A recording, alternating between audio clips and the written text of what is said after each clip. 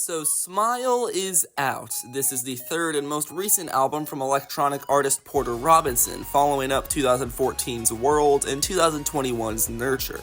Among my peers, this has been one of the year's most highly anticipated albums and one of the best albums of 2024 so far. As for me, I'm sorry, I was not really hyping this album up. I have no connection to Robinson's music whatsoever. The only past experience I've had with his work was listening to Nurture in the background of a day at the park with my boyfriend. I was hardly even paying attention because I was so focused on both him and the scenery. This is all to say that Smile is my first experience with Robinson's music. However, from what I've heard, this is a major left turn for him.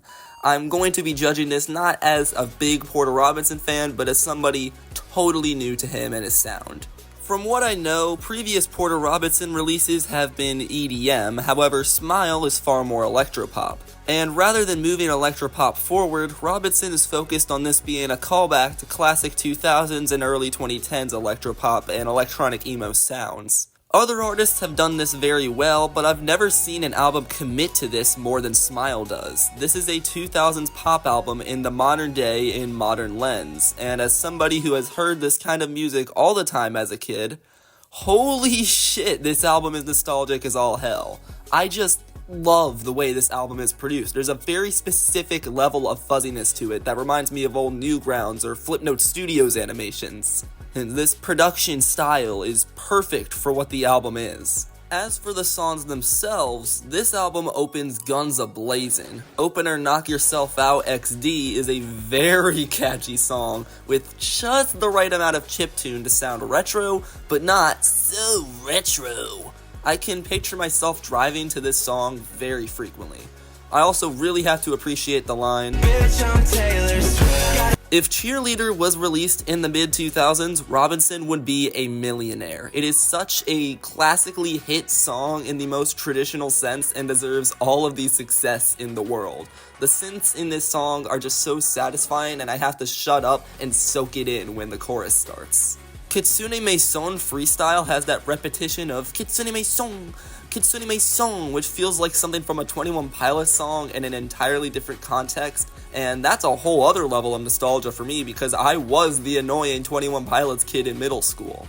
It's not only the production, Robinson's vocals are also oh so perfect for this sound and add to that nostalgia. His vocal delivery on Year of the Cup is so melancholic in the best of ways. If there is a low point here, it's probably the closer Everything to Me. It doesn't really have the lyrical or instrumental oomph of other tracks, and unfortunately, it fizzles out the album rather than sticking the landing. On the track Mona Lisa, you have this combo of uplifted synths, plucking backing guitars, and cliche hook delivery that makes me feel like a kid again, just like pretty much nearly all of this album. I think the woman at the end of this album's most EDM sounding track, Is There Really No Happiness, puts it best. You know, Porter, some people die of nostalgia.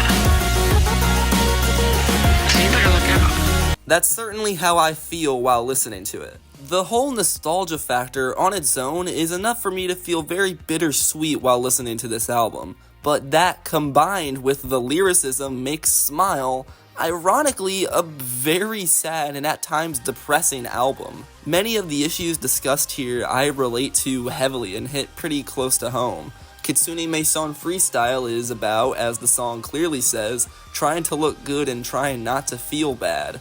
Robinson discusses some of the things he's done to try and look good in his eyes, and I've done similar things in attempts to cope with my ever-evolving and unsure gender identity. I've shaved my legs, I've tried a lot of makeup, I've dyed my hair a few times. There are quite a few tracks which make Robinson out to be a person in need of improvement. Knock Yourself Out XD, while being very braggadocious in funny ways, does acknowledge how much Robinson needs his crew and friends and family to function, and he fears letting them down. Year of the Cup is one of the most relatable tracks here. Robinson reflects on specific things he has done to try and get people to like him, but only push them away. I myself have done stupid things and have said stupid things hoping people would like me before, and it's pretty much always fallen flat on my face.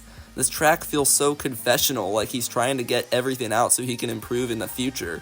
It makes the track seem almost invasive, but I greatly appreciate his bravery to discuss all of it. However, Man, I'll say it, I really don't care for the Lil Wayne interview bits between verses. It gets pretty obnoxious that the song goes on, and I'd rather there just be instrumental breaks between the verses instead. And of course, Russian Roulette. This track is a gripping tale of a struggle with self-loathing and confusion to the point of becoming suicidal. He's staring into the storm, he's gambling with his life, the feeling of being unsure if you'll make it to the next year, fearing responsibility, smiling for people other than yourself, not knowing how to react to your more morbid side. Robinson offhandedly describes feelings I'd never been able to distinguish or put into words, feelings that I haven't seen in songs before, nonetheless pop songs. I love the verse about how his fame and acclaim only amplified these issues, the weirdness of selling his face, and my god, the ending of this song. It seems his mind is made up. He's listing things he wants to do one more time before death, in the same way he sings at the end of each hook, maybe this time I won't be alright. These final things range from saying goodbye to loved ones to the little things in life. As the song grows and his tone shifts, you can sense a realization that there is beauty to be found in living. Eventually, the line becomes, I want to live, I don't want to die, before exploding into one of the most uplifting and jaw-dropping instrumental spectacles on the whole album. It's the good ending of a trembling, thunderous, and horrible thought process.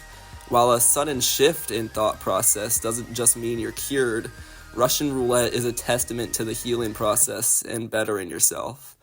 Realizing, above all else, that you should live, and it'll be okay. Damn.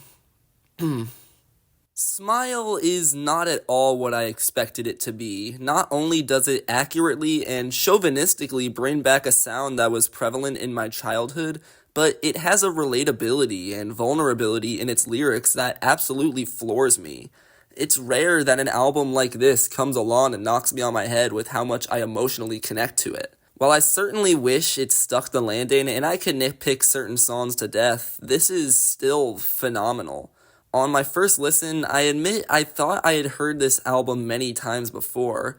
However, I realize it's not that the album is derivative, rather that the songs are so instantly and infectiously catchy and memorable. I'm of the opinion that they're all so fucking obvious. Lunch!